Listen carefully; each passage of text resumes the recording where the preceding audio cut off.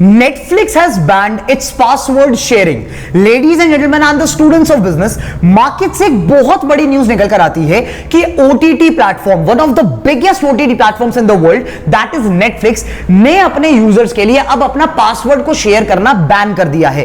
का मतलब ये कि पहले क्या होता था, पहले एक बंदा अकाउंट बनाता था, अकाउंट बना लिया, आईडी पासवर्ड क्रिएट कर दिया, वही आईडी पासवर्ड वो बंदा अपने फ्रेंड्स, अपनी फैमिली, सबको दे देता था कि आप आराम से इसको यूज करो, आराम से अपनी वीडियो स्ट्रीम करो वगैरह वगैरह, और लोगों को पे नहीं करना पड़ता था। एक अकाउंट के थ्रू मल्टीपल यूजर्स वीडियोस को देख सकते थे, कंटेंट को देख सकते थे। बट अब नेटफ्लिक्स ने एक बहुत ही तगड़ा मूव मार्केट में लिया है, और यह मूव इतना बड़ा मूव है कि इसकी वजह से या तो कंपनी डूब सकती है या कंपनी बहुत ज्यादा बेटर हो सकती है। नेटफ्लिक्स ने यह बोला कि अब से मैं अपने यूजर्स को अलाउ नहीं करने वाला कि आप अपना पासवर्ड शेयर करो। आपको अपना पासवर्ड शेयर करना अलाउड होगा अपने ही हाउस होल्ड में, अपनी फैमिली के साथ। बट अगर नेटफ्लिक्स को पता चला कि किसी और आईपी एड्रेस से, कहीं दूर की आईपी एड्रेस से, किसी फ्रेंड से, किसी से भी आपका अकाउंट एक्सेस हो रहा है, तो उनको यह बोला जाएगा कि यह अलाउड नहीं है, आपको एक नया अकाउंट बनाना पड़ेगा। Account sharing is not allowed. But the point is guys, ऐसा हुआ क्यों?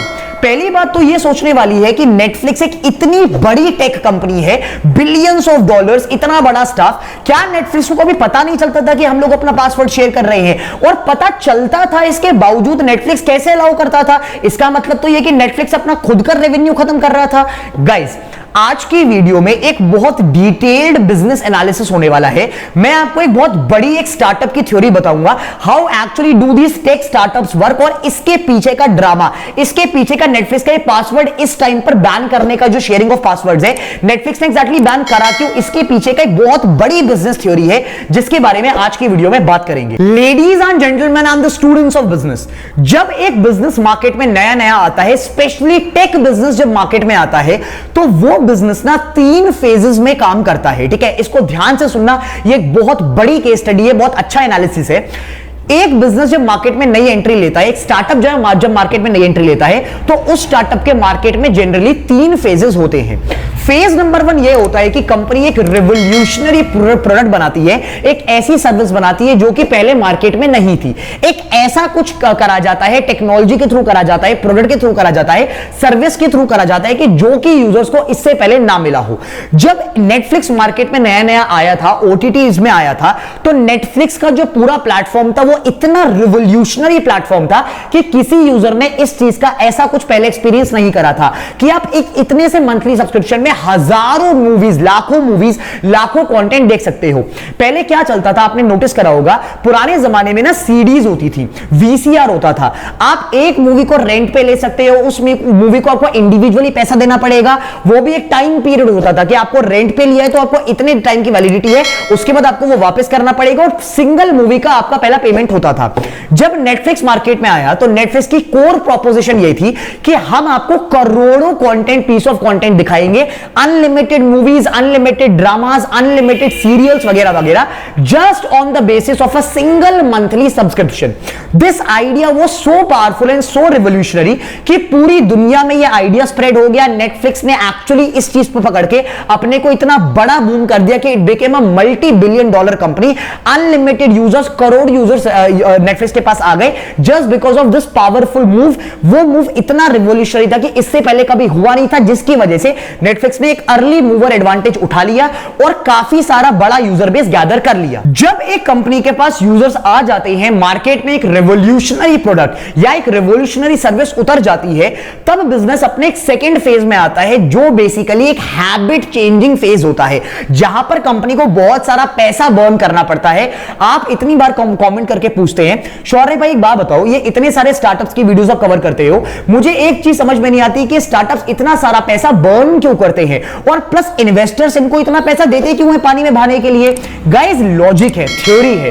थ्योरी ये है, कंपनी के पास जब एक इनिशियल यूजर बेस आ जाता है ना, तो कंपनी फिर उनको इतनी अच्छी सर्विस देना चाहती है, कंपनी जान लगा देती है एक ऐसी सर्विस देने में कि आप उस सर्विस के एडिक्ट हो जाए।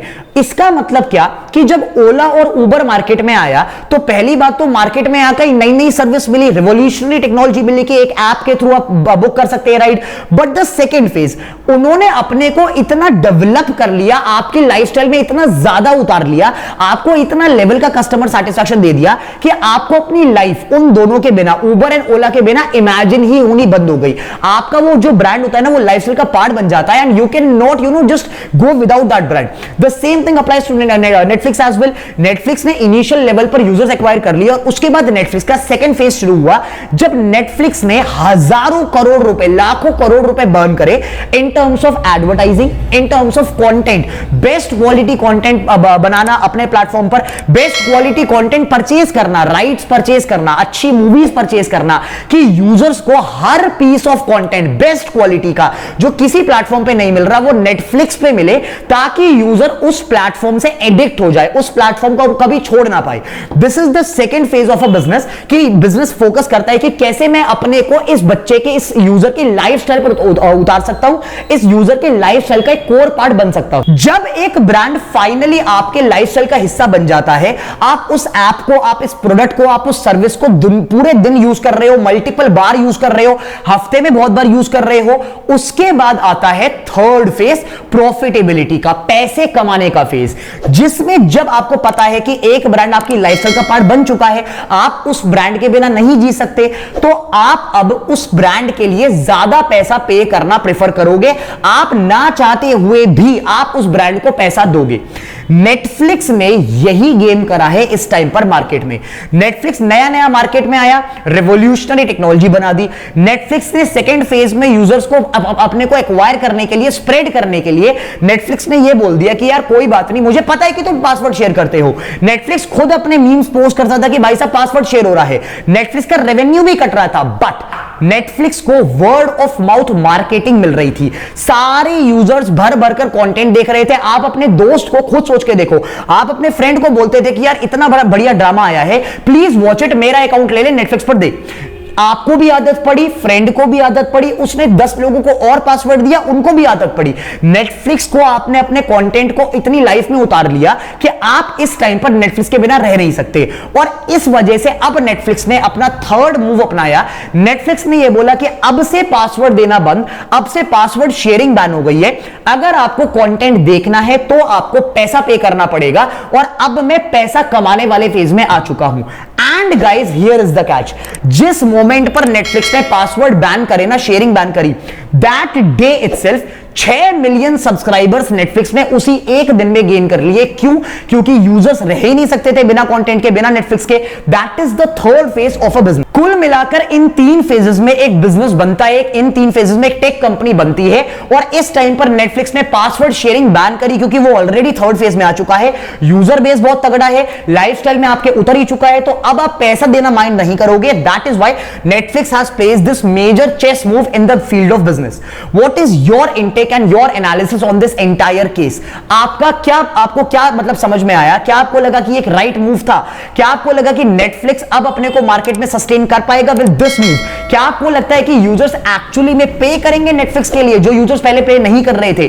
Do comment your analysis on this entire case and let me know. Thank you.